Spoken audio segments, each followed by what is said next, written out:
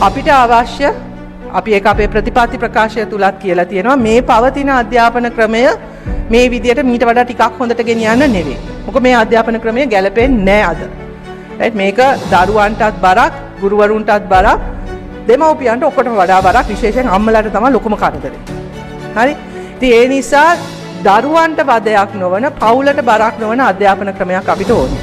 ඊටත් වඩා මේ අධ්‍යාපනය ක්‍රමය තුල රැඳෙන්න පුළුවන් ඒ දරුවෙක්ට ඉන්න හිත කියන්නේ අපි ඉස්සර කිව්වේ ඉන්න හිතන රටක් හදමු කියලානේ. දැන් අපිට ඕනේ ඉස්කෝලේ යන්න හිතෙන විදිහේ අධ්‍යාපන ක්‍රමයක්. හරි? දැන් ළමයි ඉස්කෝලේ යන්නේ අර දක්කගෙනනේ යන්න ඕනේ නේද? බැන ඇන නේද? දක්කගෙන යන්නේ. එහෙම නෙවෙයි. හරි? ආස හිතෙන්න ඕනේ උදේට නැගිටලා ඉස්කෝලේ යන්න.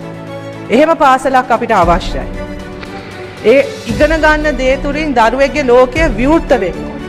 අවුරුදු 13 ඉවර වුණාම ඊළඟට මොකද්ද කරන්න ඕනේ කියන එක ගැන පැහැදිලි අදහසක් එන්න ඕනේ.